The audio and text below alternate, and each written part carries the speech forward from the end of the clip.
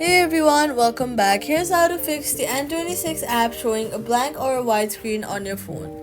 First, open your recent apps and then swipe N26 app away, closing it completely. Then wait for a few while and reopen it. After that, restart your device to refresh the system and clear temporary glitches. Then ensure your Wi-Fi or mobile data is working properly. Try switching between networks if needed. Then go to the App Store or Play Store and then search for your app and make sure the app is updated to the latest version. Updating your app is very important as it will give you the latest files and bug fixes.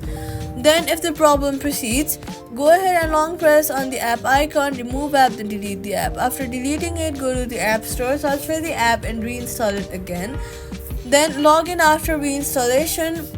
Avoid using VPN while accessing banking apps. Like and subscribe for more banking tutorials.